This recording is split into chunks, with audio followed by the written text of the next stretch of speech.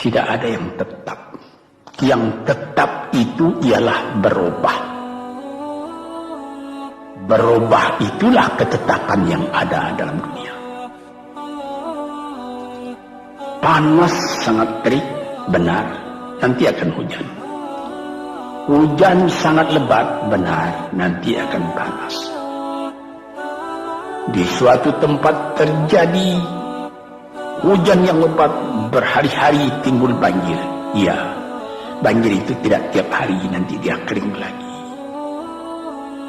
Di laut pun demikian pula. Ada pasang naik, tergenang ke atas. Besok pagi air itu sudah kering lagi, surut pasang. Begitulah kehidupan di dunia itu. Itu harus kita yakini supaya kita jangan terombang-ambing dalam kehidupan itu.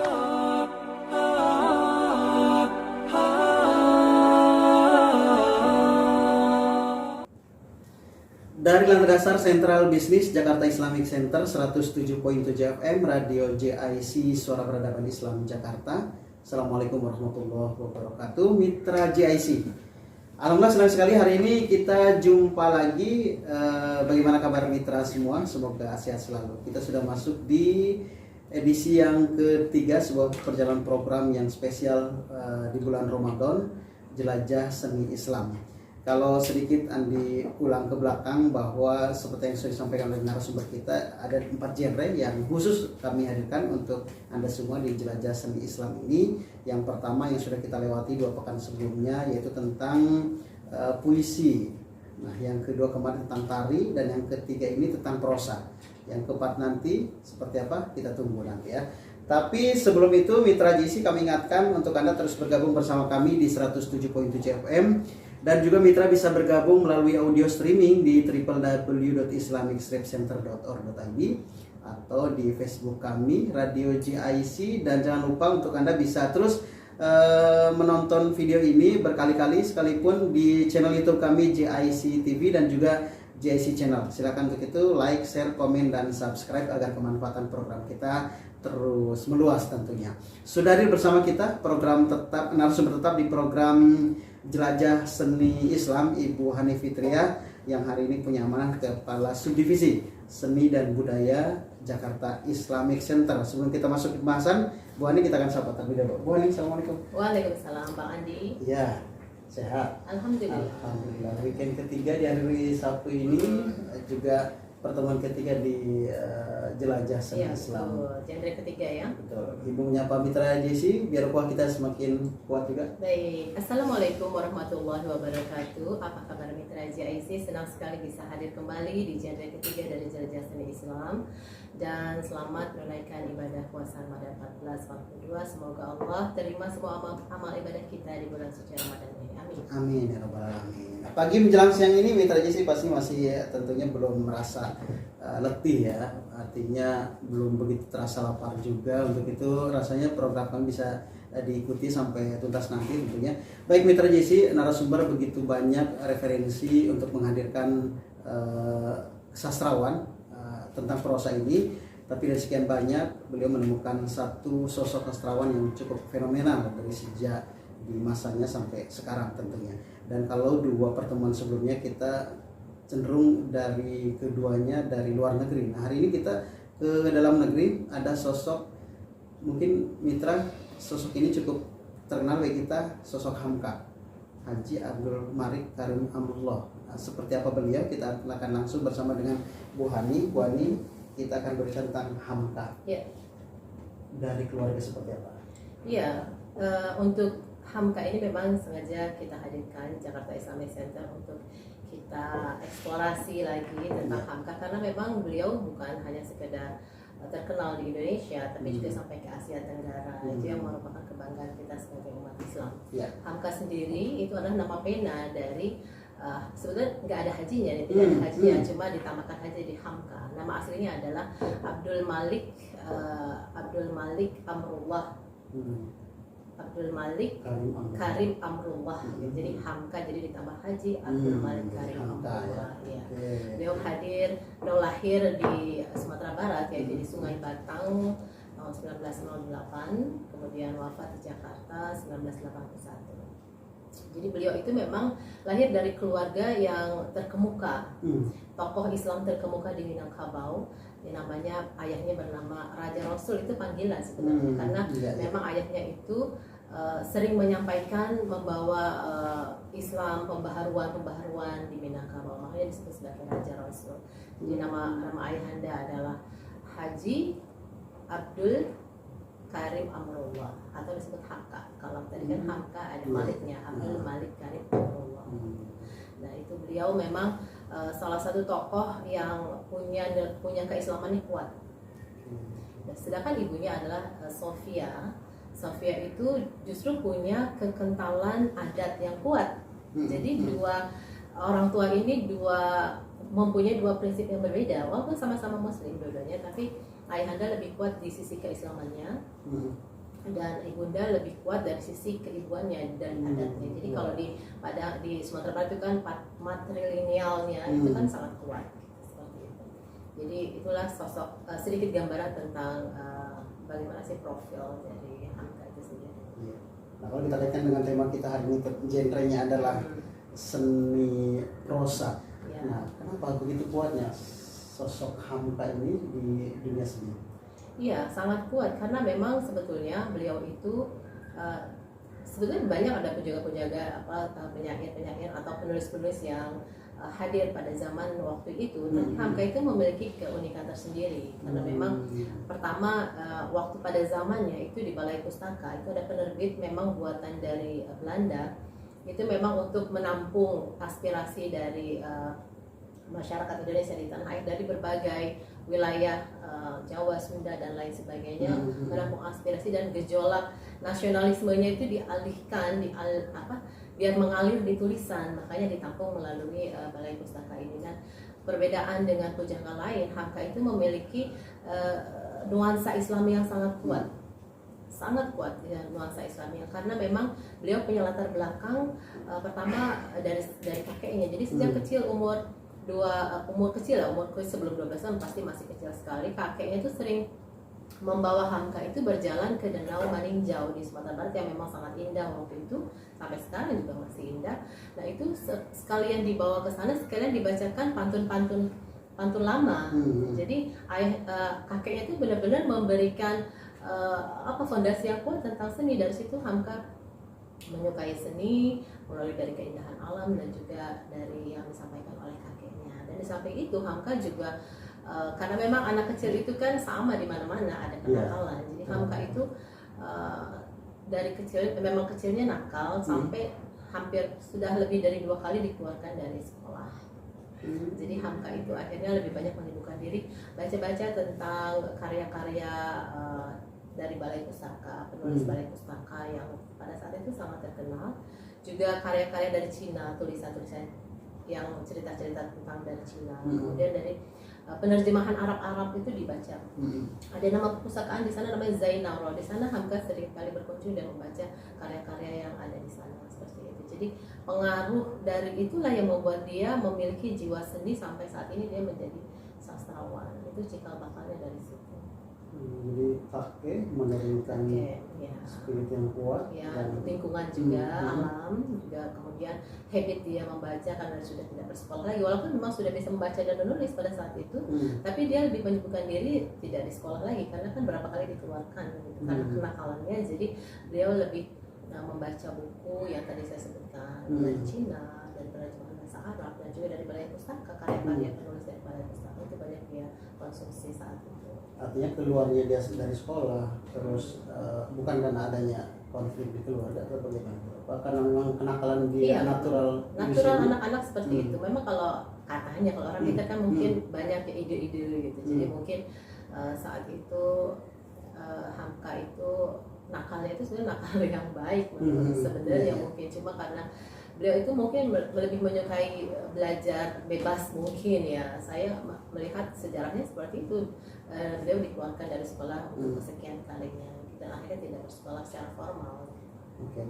Nah bagaimana dia tiba-tiba kan nakal keluar dari sekolah gitu kan, tapi kembali dia bangkit. Ini kan bukan persoalan yang gampang sesungguhnya, seperti banyak contoh-contoh gitu, banyak kasus yang sudah terpuruk bukannya tambah bangkit, tapi justru makan terpuruk semakin jatuh terpuruk, gitu ya. tambah jatuh gitu parahnya. Tapi berbeda dengan Hamka, dia malah hobi kembali menulis dan melahirkan karya demi karya. Itu spiritnya seperti apa ya? Iya, sebetulnya ada kejadian yang menyedihkan di kehidupan Hamka. Kalau tadi saya bicara tentang usia kecil, mungkin SD mungkin ya, itu dengan kakeknya, itu pengalaman kemudian membaca buku-buku yang bagus sekali yang ternyata dikonsumsi anak kecil gitu kan. Nah, tapi di usia 12 itu dia mengalami hal yang terburuk dalam hidupnya ketika orang tuanya berpisah. Bukan berpisah karena cinta, masalah percintaan atau apa, tapi berpisah karena perbedaan prinsip. Jadi konflik antara agama dan adat meruncing di kehidupan orang tua dan itu yang membuat Hamka merasa sedih sekali dan kehilangan kasih sayang dari kedua orang tua. Nah, dari situ dia bangkit, dia belajar sendiri, Bang Andi. Dia belajar, dia mengikuti kursus dan pelatihan, dan hebatnya Hamka ketika melakukan itu, kursus dan pelatihan, dia mempraktekannya. Itu kehebatan dia. Jadi dia mempraktekannya dan dia akhirnya mahir masalah jurnalistik. Beliau juga ambil jurnalistik itu dan dia mahir di situ. Ya, akhirnya kan next kemudian kehidupannya dia menjadi pemimpin redaksi dan wartawan yang hebat gitu. Nah, itu seperti itu. Jadi dia ada kemauan belajarnya sangat tinggi sekali dengan kondisi yang menyedihkan menurut kita ya, kan perpisahan orang tua. Jadi ternyata di tengah keluarga yang terpisah, dia justru titik awal bangkit ya. Iya, betul. Dan sedikit agak ini ya, kalau kita lihat otodidak ya dari semua karya yang dia punya, terus juga nilai jurnalistik. Iya, kan memang ya itu, alhamdulillahnya lahir dari keluarga yang hebat ya. Jadi ayahnya itu mewarisi bakat dari ayahnya, dia mewarisi bakat dari ayahnya, dan memang dari kecil Hamka tuh punya cita-cita untuk menjadi ulama seperti ayahnya, juga menjadi penulis gitu. Jadi memang dari kecil sudah punya cita-cita itu. Iya. Jadi sosok ayahnya tergambar sekali. Betul. Dan hari ini mungkin Mitra JC kalau nyebutin sosok Hamka rasanya tidak lepas dari sosok ulama muslim gitu ya. Iya. Selain sastrawan tadi, hasil karya-karya prosanya. Nah, apa yang membuat beliau ini cukup kuat sastranya dengan nuansa Islam gitu? Iya, justru kalau zamannya itu penjaga-penjaga banyak, penulis-penulis banyak, apalagi ditampung di balai pustaka yang saya bilang tadi, didirikan oleh Belanda. Iya, tapi Hamka itu punya keunikan tersendiri dan perbedaan. Jadi kenapa karyanya memiliki nilai nuansa yang syarat dengan Islam? Karena memang ini tadi saya sebutkan, ketika kecil memang yang dijajali dia baca adalah tulisan dari pujangga Arab, terjemahan dari Arab. Kemudian juga yang paling penting adalah dia mengidolakan satu sosok penulis dari Mesir yang terkenal, yaitu Mustafa Lutfi Al-Manfulani. Mustafa Lutfi Al-Manfaluti, Mustafa Lutfi Al-Manfaluti itu yang jadi idola dia, selaku dia adalah orang dari Mesir, penulis terkenal di Mesir. Jadi dia mengidolakan dan membaca karya-karyanya banyak sekali. Dan satu lagi, beliau sangat menggandrung dan menyukai karya-karya sufi. Jadi penyair sufi beliau suka, dan salah satunya adalah Jalaluddin Rumi. Jadi itu yang membuat karyanya itu punya warna yang sangat kuat tentang keislaman. Itu dari dua unsur tadi. Iya, artinya di balai pustaka itu banyak penulis, banyak pujangga, banyak sastrawan, 33 karya-karyanya ternyata banyak digandrungi. Beberapa hal yang sudah Ibu sampaikan itu alasannya. Alasannya apa, Bu? Yang cukup digandrungi dari sekian pujangga-pujangga lain yang pada masa itu di balai pustaka cukup banyak koleksinya. Iya. Di balai pustaka ada 33 penyair yang dirangkum di balai pustaka oleh Belanda waktu itu. Tapi satu yaitu milik Hamka itu yang karyanya sangat diminati dibanding karya-karya yang lain. Di samping tadi tentang dia punya nuansa yang kuat tentang keislaman, Hamka itu dalam karyanya dia sangat mementingkan isi cerita, pesan cerita. Gitu. Jadi makanya sampai sekarang pesan cerita itu masih dipakai, masih bisa dinikmati oleh kita sampai sekarang. Ada filmnya, ada novelnya, itu karena dia mengutamakan, mementingkan pesan cerita. Pesannya seperti apa? Pesan yang luhur, yang memang direnungi secara dalam gitu. Jadi bukannya pesan yang singkat, tapi memang melalui perenungan. Nah, itu yang disukai, yang dibandingkan pujangga-pujangga lain atau penyair penulis lain. Ya, luar biasa ya, di sebuah masa, sebuah zaman cukup banyak yang hampir semisal, tapi ternyata karena punya keunikan dan keunggulan bisa meraup hati pasar sesungguhnya begitu kan ya, sehingga dia sampai hari ini cukup fenomenal. Nah, selain nama yang cukup fenomenal, pastinya sosok Hamka juga punya karya-karya yang monumental atau monumen ya gitu kan. Karya-karya Hamka apa saja? Iya, karya Hamka itu banyak sekali gitu karena mengikuti perjalanan beliau. Jadi tahun 1950 itu beliau juga karena memang beliau itu ada di majalah pedoman masyarakat pada zaman itu yang memang majalah hebat, itu umat Islam di Asia Tenggara itu banyak menaruh simpati dan memberikan respon positif terhadap karya-karya beliau. Sudah artinya itu satu yang menarik dari luar itu karya beliau.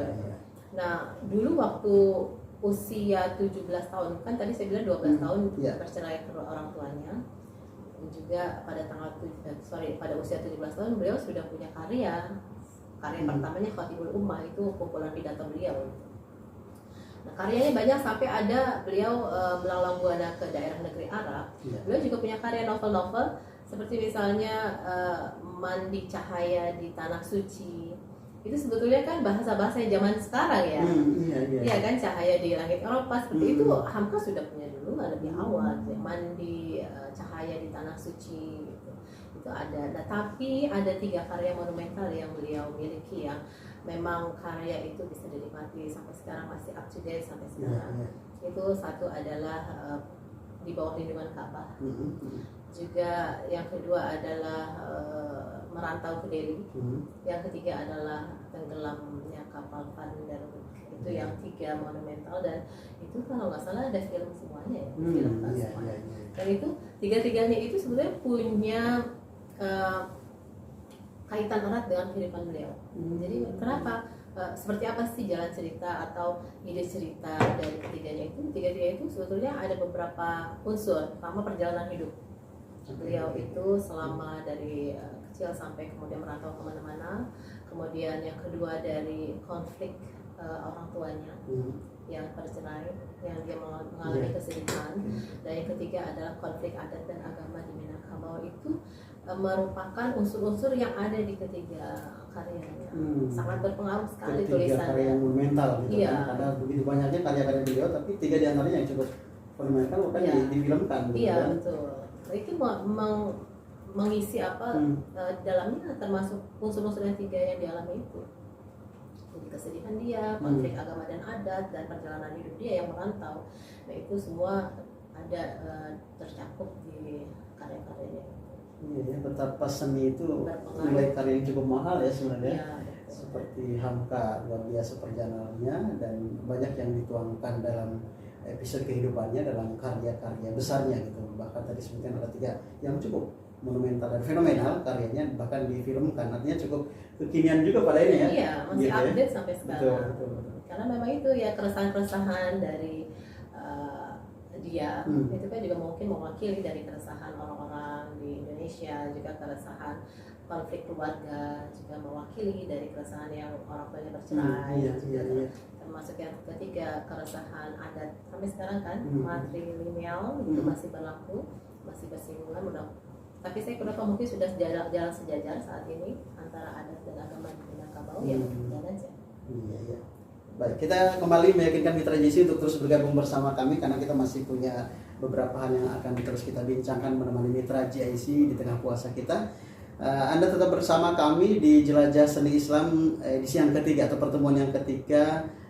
Kita genre hari ini terkhusus kita akan bicara tentang prosa, dan prosa yang kami angkat adalah karya-karya dari Hamka gitu ya. Nah, kan biasa seorang sastrawan, pujangga gitu kan, atau penghasil seni gitu, biasanya tidak lepas dari namanya kecenderungan orang menyudutkan dengan plagiat gitu kan. Biasanya tuh, apakah perjalanan seorang Hamka, misalkan ada tuh Tenggelamnya Kapal Pander itu murni dari beliau ataukah ada hal yang menyudutkan karya beliau seperti itu? Iya, itu sempat booming ya informasi tentang Hamka itu memplagiasi penulis lain Ya, melalui ya. karya Tenggelamnya Kapal Van der Wijk itu dituduh memang langsung pada 1962 oleh Lekra. Lembaga Kesenian Rakyat pada zaman itu 1962 menuduh bahwa Hamka memplagiat karya dari penulis dari Prancis namanya Alphonse Karr. Alphonse Karr itu punya judul namanya Sulit, saya lupa namanya, bahasanya itu bahasa Prancis kan ya. Saya udah hafalin padahal tadi itu tapi nggak keluar. Jadi ada karya namanya, judulnya ada Di Bawah Pohon Warung, itu karya Alphonse Karr, seorang penulis Prancis yang diterjemahkan oleh Manfaluti. Manfaluti itu sangat digemari oleh Hamka. Nah, Lekra menuduh Hamka itu memplagiat dari karya itu, penerjemahan dari Al-Manfaluti, yang Al-Manfaluti memang menerjemahkan dari sana kan, dari Alphonse Karr kan, dan masalah karena mungkin ada izin, tapi dianggap Hamka itu memplagiat karya ini dari sana, dari karya yang utamanya tadi Alphonse Karr. Nah, ternyata konflik antara perdebatan antara plagiasi ini dengan antara Lekra dengan Hamka ini ternyata memang dilatar belakangi oleh perbedaan ideologi politik pada saat itu. Kalau misalnya Hamka memang dari paham kanan yang memegang erat prinsip Islam, memegang teguh prinsip Islam, tapi kalau Lekra memang dia di paham kiri yang mengikuti atau memegang teguh sosialis saat itu. Jalan politik bertolak belakang. Akhirnya Universitas Indonesia Fakultas Sastra menganalisa dan meneliti apakah Hamka melakukan plagiat di karya itu punya Alphonse Karr, dan ternyata dibuktikan bahwa Hamka tidak memplagiat. Tidak ada. Artinya murni hasil karya beliau, gitu ya. Hasil karya beliau, yaitu politik ya biasa. Iya. Tapi jadi membuat booming akhirnya, Betul. semakin booming lagi. Karena memang mahakarya biasanya memang dibuktikan dengan boleh lah. pro kontra gitu kan. Pengujian. Betul pengujian ya. Oke, baik. Hamka dengan karya monumentalnya, dengan kuat di sastra atau seni prosanya, sastra prosanya. Apakah ada karya lain dalam perjalanan kehidupan seorang Hamka? Iya, banyak. Seni prosa. Iya, sangat banyak, cuma tidak bisa disebutkan satu persatu, tapi secara garis besar beliau bicara juga tentang keilmuan, bicara tentang keagamaan, dan seperti misalnya falsafah hidup, ada buku namanya falsafah hidup, juga ada buku berjudul Tasawuf Modern, sampai sekarang masih ada, coba Bang Adi cari di di toko buku itu ada Tasawuf Modernnya Hamka, dan juga Tafsir Al-Azharnya Hamka, itu juga monumen yang bukan dari sastra gitu, penulisannya. Jadi cukup banyak ya. Ya itu yang terkenalnya itu menurut saya. Iya, dia masih banyak karya-karya beliau yang dipersembahkan saat hidupnya yang juga banyak dinikmati dan diminati sekarang ini ya. Nah, kalau sosok Hamka di Indonesia memang cukup nama, sangat terkenal. Saking ketokohannya juga karena karya-karyanya. Nah, untuk luar negeri sendiri melihat sosok Hamka seperti apa? Iya, jadi saya buka-buka informasi tentang luar negeri seperti apa sih memandang Hamka. Ternyata cukup banyak gitu. Dari berbagai kalangan, seperti Perdana Menteri Malaysia Tun Abdul Razak pada zamannya, beliau juga pada saat memberikan penghargaan honoris causa kepada Hamka pada saat hidup ya, itu beliau mengatakan bahwa Hamka itu adalah kebanggaan bangsa-bangsa Asia Tenggara. Enggak cuma Indonesia. Bukan Indonesia aja, dia Asia Tenggara. Kemudian juga Hamka di Oxford History of Islam. Nah itu mensejajarkan Hamka dengan Muhammad Iqbal, dengan Syekh Ahmad Khan, juga dengan Muhammad Asad. Itu disejajarkan dengan seperti itu dengan orang-orang tokoh terkemuka di internasional di dunia Islam. Dan juga peneliti sejarah dari Asia Tenggara juga mengatakan bahwa Hamka itu adalah salah satu orang dari generasinya, dari banyak orang di generasinya yang memiliki komplit sekali sebagai ulama, sebagai politikus, juga sebagai penulis. Dan ketika dia disejajarkan oleh orang-orang yang terpelajar, yang hebat di dunia, Hamka itu akan lebih menonjol, karena ketika pembahasan tentang pengetahuan Barat dan pengetahuan studi yang mendalami keislaman, beliau itu lebih menonjol dibandingkan yang terpelajar lainnya. Seperti itu salah satu pendapat dari peneliti di Asia, peneliti sejarah di Asia Tenggara.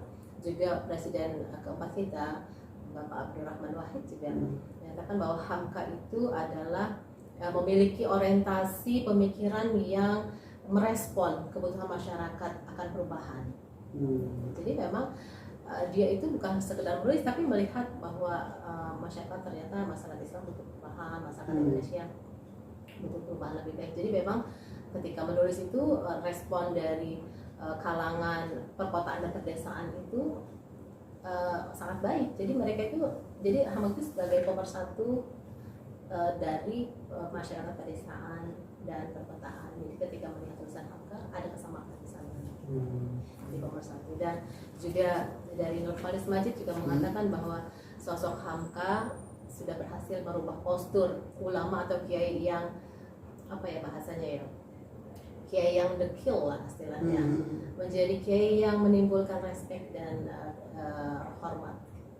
Telah berhasil menjadi dari kiai yang kurang rapih lah, ya kiai yang utak lah aslinya, kan bahasa sana zaman dulu seperti itu ya, kita mengikuti saja, menjadi kiai yang menimbulkan rasa respect dan hormat seperti itu Nur Faris Majid. Dan semua kalangan ya, enggak di segmentasi tertentu gitu ya.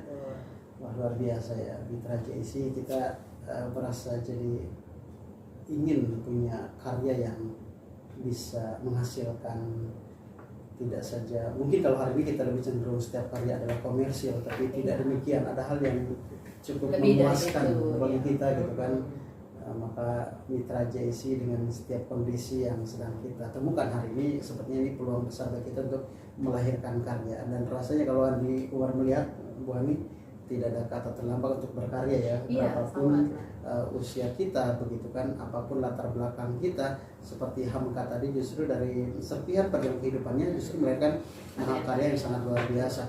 Bu Hani, sebenarnya apa yang ingin disampaikan sebenarnya program edisi kita ketiga ini untuk Mitra JIC, untuk kita, dan mungkin sebagai perbendaharaan di jelajah seni Islam seperti apa? Iya, lagi-lagi kami dari Jakarta Islamic Center ini menyodorkan materi-materi ini, konten-konten ini adalah untuk menjadi perhatian, untuk bisa diperhatikan oleh generasi saya, generasi di setelah saya, gitu. Generasi muda, apalagi milenial. Kami ingin tidak hilang gitu. Jadi sebenarnya orang-orang hebat tuh ada di kita di Indonesia, dan itu ulama, dan itu politikus, dan itu penulis gitu, untuk menjadi tauladan seperti itu. Jadi nggak perlu kita harus berkiblat keluar, misalnya ke Korea atau ke Barat, karena kita punya sosok itu yang bisa diteladani. Terus percaya diri sebagai negeri Indonesia, sebagai warga di negeri Indonesia, karena ada karya-karya besar, ada pembelajaran-pembelajaran besar yang sudah banyak kita temukan sebenarnya. Iya, kita bisa mengidolakan lah, misalkan saya idolanya Hamka, itu kan kita jadi tahu harus begini, harus begitu. Kita mengidolakan Jalaluddin Rumi, kita juga bisa mengikuti jejak beliau gitu. Dimana kita suka aja, yang penting itu positif, dan itu adalah tokoh-tokoh yang memang menjadi panutan di seluruh dunia. Iya. Bagaimana dengan perjalanan hidup kita Mitra JIC? Perjalanan yang masih panjang, insya Allah harus kita isi dengan sesuatu yang punya nilai makna yang besar tentunya ya. Sekali lagi tidak ada kata terlambat untuk memperbaiki diri. Seandainya kita hari ini merasa terpuruk, Hamka juga pun demikian, ada perjalanannya yang sangat hebat, heroik malah menurut kita ya. Baik Bu Hani, inilah perjumpaan kita. Terima kasih sudah di studio. Sama-sama Bang Andi, Sibukannya dengan ibadah Ramadannya, semoga ini bernilai positif bagi kita semua tentunya ya. Dan mungkin sedikit bocoran Bu untuk edisi pekan depan seperti apa dan apa yang kita kupas? Pekan depan adalah edisi terakhir, dan kita bicara udah selesai aja ya. Iya, kita bicara tentang musik. Kita mau lihat genre musik dalam dunia Islam seperti apa. Walaupun memang musik dalam perdebatan, tapi ternyata kita punya tokoh yang menginspirasi tentang musik. Kita akan bicara tentang Al-Farabi. Oke, iya betul. Semakin menarik tentunya, apalagi di episode penutup ya Mitra JIC. Terima kasih sudah bergabung di edisi yang ketiga ini. Jangan lewatkan persembahan kami di edisi yang keempat yang terakhir di Jelajah Seni Islam seputar musik seperti apa. Tadi Bu Hani sampaikan memang pro kontra perdebatan tengah terjadi gitu kan sampai hari ini pun gitu. Tapi insya Allah Mitra JIC apa yang kami sampaikan menjadi perbendaharaan keilmuan kita semua. Insya Allah kita berjumpa di pekan depan. Kami berdua pamit undur diri. Wassalamualaikum warahmatullahi wabarakatuh. Bu Hani, terima kasih. Sama-sama Bang Andi.